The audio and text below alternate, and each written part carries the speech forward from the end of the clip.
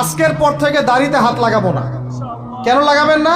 এটা যদি আপনি এভাবে ছিলে ফেলেন, মনে রাখবেন এটা নবীর সুন্নতকে আপনি জবাই করতেছেন। কি করতেছেন? করবেন না আপনি। এর জন্য আপনার রিজিক বন্ধ হয়ে যাবে না, রিজিক আরো বাড়বে ইনশাআল্লাহ। রিজিক আপনার বস দেয় না, রিজিক আপনার চাকরি ক্ষেত্রের বস দেয় না, রিজিক আপনার ওই এমডি স্যার দেয় না। ওই এমডি স্যারের মতো কোটি কোটি এমডি স্যারকে খাওয়ান আল্লাহ পাক। কথা বুঝতে পারেন নাই? যদি বলে দাড়ি রাখলে চাকরি হবে না, আপনি বলবেন এই চাকরির আমার দরকার নাই, আমি শশা বিক্রি করে খাবো, আমি মুদির দোকানদারি করে খাবো, আমি ছোট্ট উদ্যোক্তা হয়ে খাবো, তাও ভালো, দাড়ি তাও শেভ করবো না ইনশাআল্লাহ।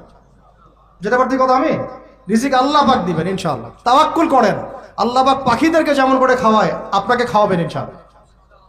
খাওয়াবেন না ইনশাআল্লাহ? আমাকে বলেন এই সমুদ্রের নিচে কত প্রাণী আছে কেউ জানে? আচ্ছা, ওদেরকে ঘুষ খাওয়া লাগে, সুদ খাওয়া লাগে, ওদেরকে আল্লাহ বিরোধী কোনো কাজ করা লাগে? কে রিজিক দেয়? এই জমিনের মধ্যে